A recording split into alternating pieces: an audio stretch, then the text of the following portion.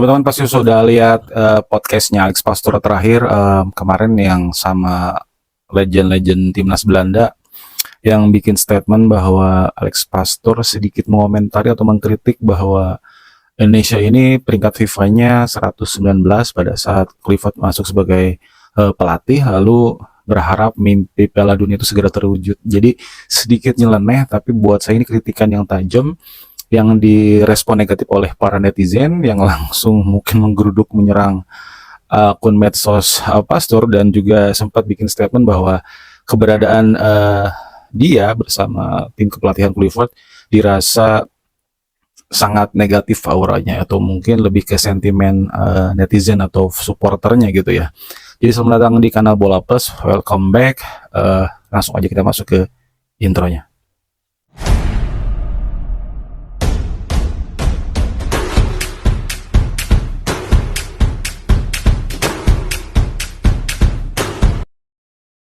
Ya, publik dikagetkan oleh statement Alex Pastoor pada saat kepulangan ke Belanda, lalu sempat tampil di acara sedikit seperti podcast atau acara talk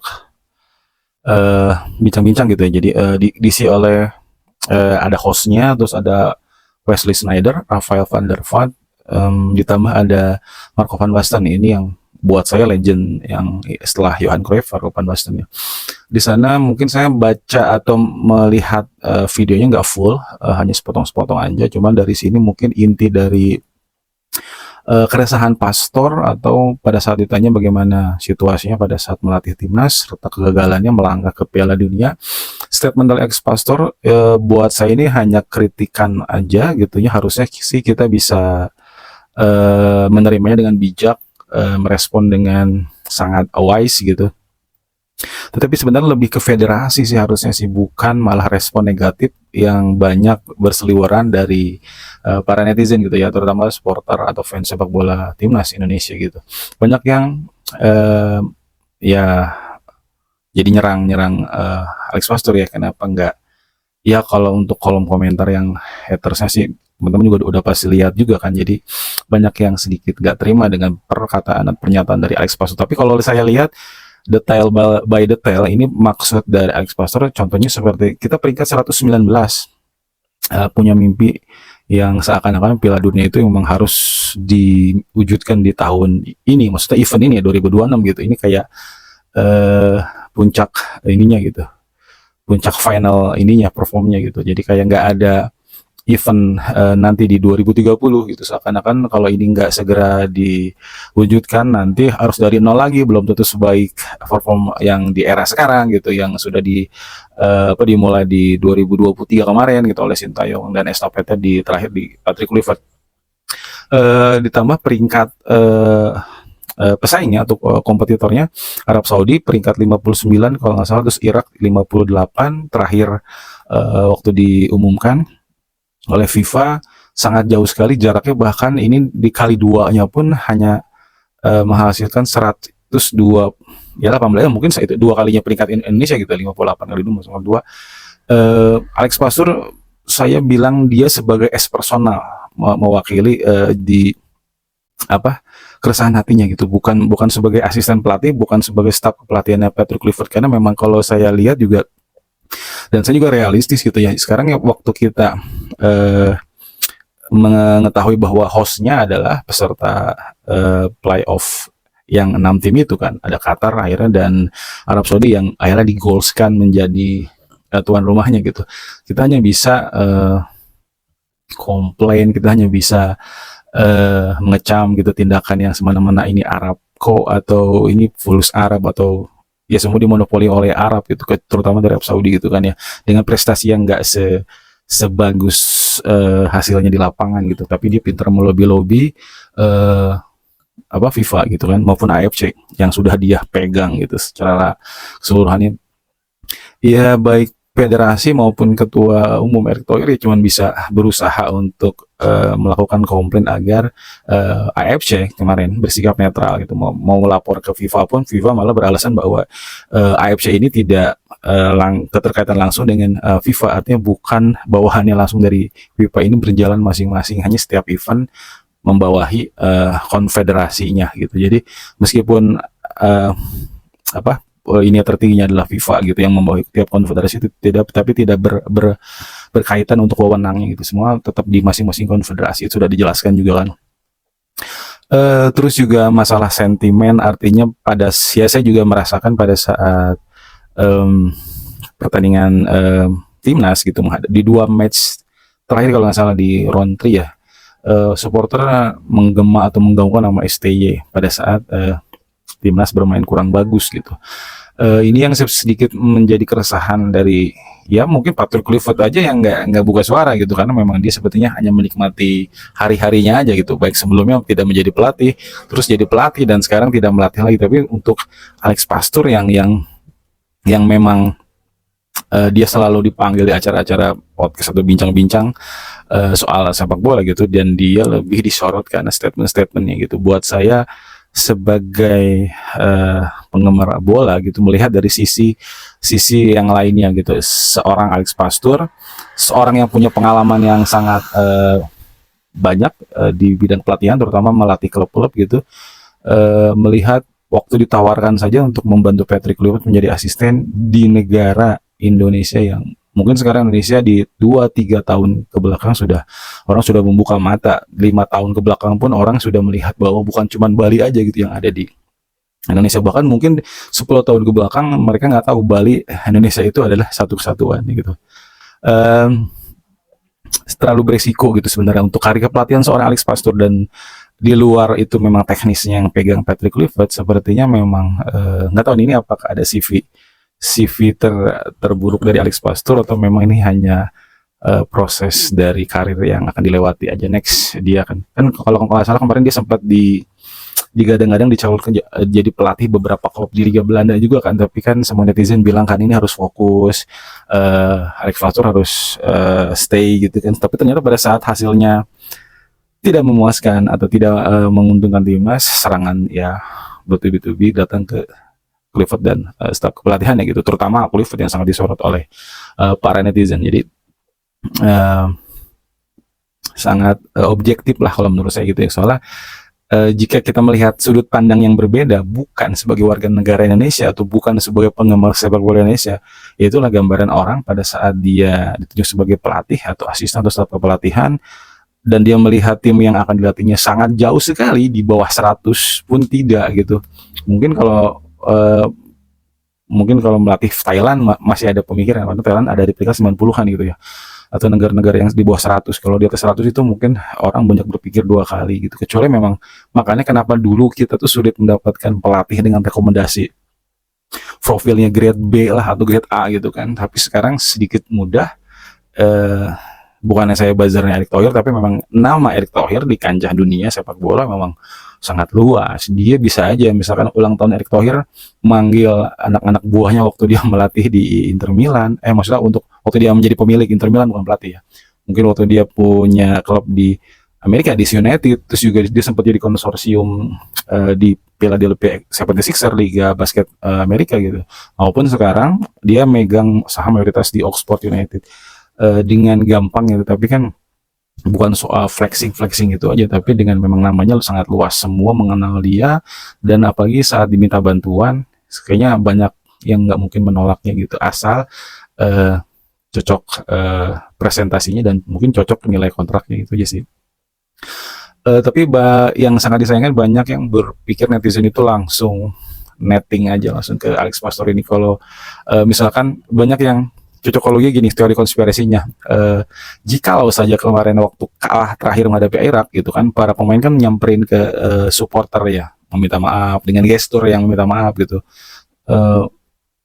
muter ke hampir semua tribun gitu, sedangkan itu yang dilakukan juga oleh staf kepelatihan siapa, Sintayong ya, baik menang maupun kalah. Tapi di era sekarang di Patrick Kluivert ini, mungkin pada saat euforia round 3 akhir maupun kemarin sempat ada kayak gitu, tapi pas terakhir kemarin Kluivert dan staf kepelatihannya nggak ikut gitu. Jadi ini perdebatan netizen juga itu pada saat di layar kaca kan, jadi bertanya-tanya kenapa Patrick Kluivert dan staf kepelatihannya tidak seperti yang biasa dia sudah ikuti sebelum-sebelumnya gitu. Bahkan pada saat informasi tim akhirnya sampai di Jakarta gitu, informasi dari manajer timnas Pak Sumarji bahwa Patrick Kluivert dan timnya langsung caw ke Belanda, itu yang sangat sangat tidak bisa diterima oleh para netizen atau fan sepak bola ini. Saya supporter, jadi kenapa enggak yang di kita itu sekarang berlaku bahwa semua itu ya mudah gitu. Anda buat salah, minta maaf gitu.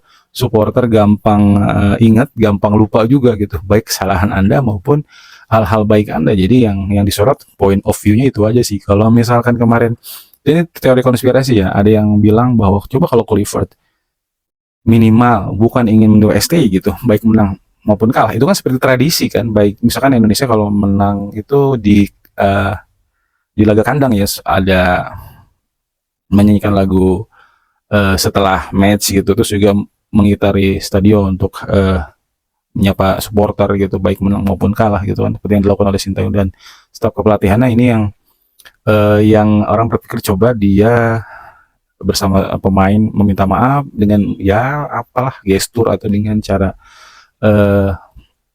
langsung ngomong misalkan. Terus juga waktu pemain timnas datang ke Jakarta tiba gitu, harusnya Patrick Kluivert dan tim juga ikut langsung preskon gitu kan, meminta maaf. Apapun hasilnya, apapun respon dari netizen atau supporter, harusnya ditelan mentah-mentah aja. Dan sepertinya kalau dengan cara begitu dia menjadi bisa mengambil hati supporter timnas, sepertinya tingkat apa ya, presentasi outnya tidak segamblang kemarin. Kalau kemarin kan seperti mayoritas 90% sampai 99% saya yakin Patrick Kluivert out. Bahkan Pak Sumarji sendiri pada saat ditanya Patrick Kluivert dan tim langsung ke Belanda, tidak mampir dulu ke Jakarta, dia terlihat berapi-api dan seperti ingin segera melaporkan hasil yang dia nilai gitu saat kemarin di Arab Saudi tersebut. Sepertinya memang tidak menjadi tanda tanya lagi publik. Jadi yang terlihat bahwa ini memang jelas-jelas Pak Sumarji dengan raut mimik muka wajahnya yang ada kekesalan, ada ketidaksetujuan, ketidaksepahaman, dan dia seperti bertanya-tanya dan ingin menjelaskan di rapat esko tersebut gitu. Tidak seperti biasanya lebih banyak silent statement, banyak jawaban-jawaban gantung, tapi yang waktu terakhir itu dia hanya bilang Patrick Kluivert dan staf tim pelatihan dia langsung ke Belanda gitu. Ini yang makin memperuncing jadi trigger memancing netizen juga gitu. Kenapa gitu kan? Bahkan orang yang paling direspek oleh netizen adalah Alex Pastur gitu. Semua berharap bahwa harus Alex Pastur jadi pelatih. Kenapa harus Kluivert? Dan berharap ilmu Pastur ini nggak terbatas. Artinya bukan cuma melulu dia yang ambil keputusan si Kluivert gitu ya. Tetap mempertimbangkan Alex Pastur maupun ini Lanzat yang sama-sama ini bintangnya legend timnas juga gitu, di Lanzat gitu kan. Tetapi seperti yang kita lihat, sepertinya ada beberapa pundit yang bilang sebenarnya Kluivert ini nggak mendengarkan arahan atau instruksi Alex Pastur juga. Dia mengambil bulat-bulat pemikiran diri sendirinya gitu. Ini yang banyak akhirnya netizen terbelah. Ada yang sedikit membela Pastur, ada yang bilang Pastur harusnya dia lebih progresif dalam melihat taktikal dari Kluivert yang sedianya ya karir kepelatihannya masih hijau gitu. Harusnya Pastur mengambil alih. Tapi kan kalau lihat dari hierarkinya, asisten itu ada code of conduct-nya juga, nggak bisa langsung melangkahi si pelatih, bahkan harus bersih tegang kan, nggak lucu juga masih. Padahal dia satu gerbong, sama-sama dari Belanda, sama-sama direkomendasikan juga oleh Erick Thohir. Nah ini yang sepertinya agak berat juga posisi asisten, tetapi tetap keputusan final di pelatih kepala. Lihat dari respon tersebut, kalau saya sih ini hal yang wajar. Ini sebenarnya sebuah kritikan juga buat kita sebagai supporter timnas, sebagai fans sepak bola Indonesia gitu. Melihat hal-hal atau omongan-omongan kritikan dari orang luar terhadap kita, sebenarnya kita harus lebih siap mendengarkan, introspeksi. Bukan kita merasa kita sudah benar, kita sudah melakukan hal terbaik misalkan dalam hal kritikan aksi-aksi yang sudah banyak dilakukan, seperti misalkan demo atau menyerang dengan misalkan dengan tagar gitu ya. Dan ini memang sepertinya gelombang ini memang sekarang gampang dipolarisasi gitu kalau menurut saya. Jadi dikit-dikit itu out, dikit-dikit out. Sedangkan mereka yang bilang dikit-dikit out ini apakah benar-benar mengerti sepak bola?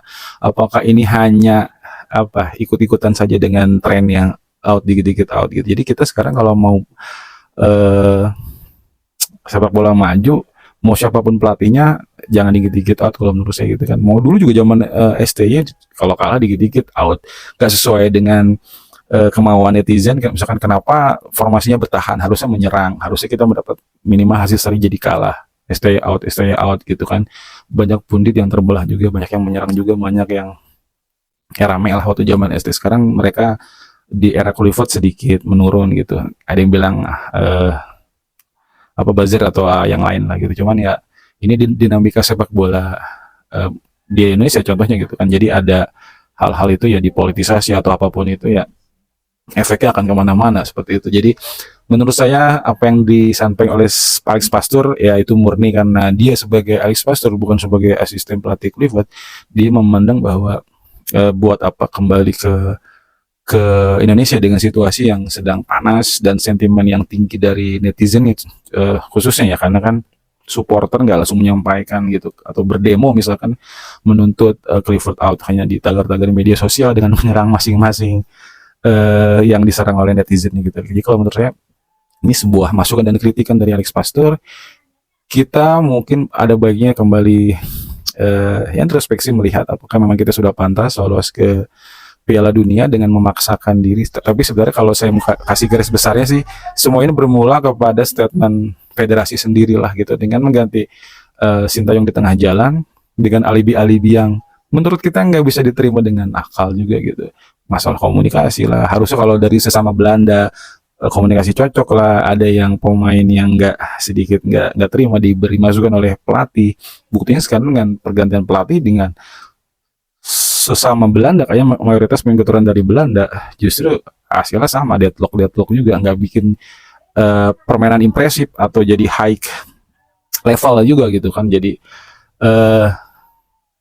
ya itu hanya sebuah alibi aja dengan alibi beberapa statementnya bahwa dengan menggantikan Patrick Kluivert jadi keyakinan untuk lolos ke Piala Dunia makin besar, makin tinggi lagi, dipush lagi gitu determinasinya. Tetapi apa yang kita lihat nggak sesuai dengan kenyataan. Di mainnya masih sama kayak Sintayong, ada pemainnya ya dengan apa ya, modul sistem yang sudah diterapkan bertahun-tahun gitu, nggak bisa langsung dirubah dalam waktu setahun, karena Kluivert juga ini kontraknya berjalan baru 10 bulan dan dia baru 8 bulan menemani dari awal FIFA Matchday gitu ya. Ya kembali lagi gitu, tanggung jawabnya ke federasi lagi gitu. Kalau kita mau nyalahin Patrick Kluivert gitu kan, ya dia cuman pelatih yang waktu itu lagi free dan ditawari dan presentasi yang mungkin bagus di mata Erick Thohir, sedangkan pelatih yang lain nggak tahu apa semuanya datang atau ada yang datang tapi yang meyakinkan Patrick Kluivert gitu kan, kita nggak pernah tahu kan. Ini hanya masalah selera, like and dislike aja gitu. Jadi sebelumnya sih saya juga berharap kalaupun yang diganti hanya Patrick Kluivert, ada baiknya juga Alex Pastur yang cocok untuk menggantikan dalam tanda kutip sementara gitu ya, mungkin sampai proyek jangka pendek misalkan sampai Piala Asia 2027 gitu.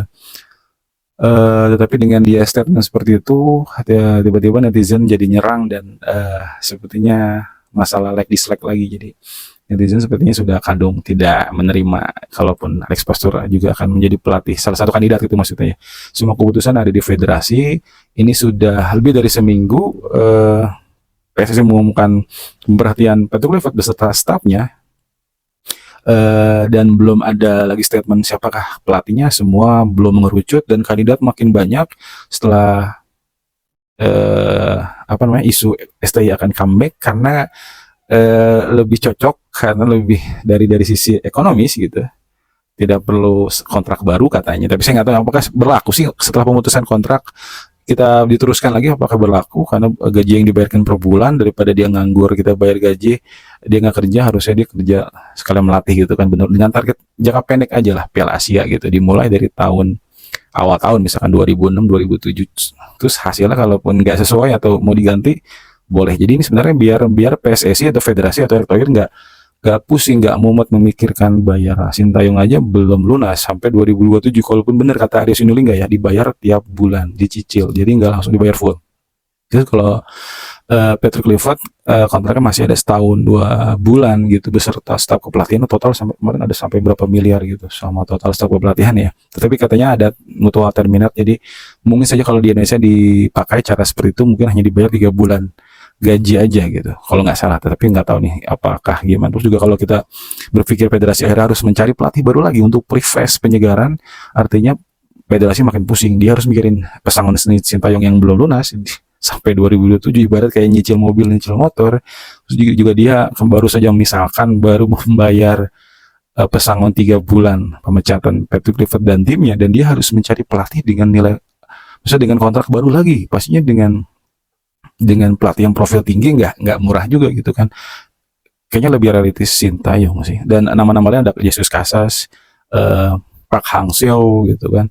Terakhir ada nama Frank de Boer, Erik ten Hag juga, terus akhirnya Nishino gitu. Jadi banyak yang belum ngerucut. Jadi kita tunggu aja. Semoga ada update info lagi dari federasi. Terima kasih yang sudah menonton video saya. Salam olahraga.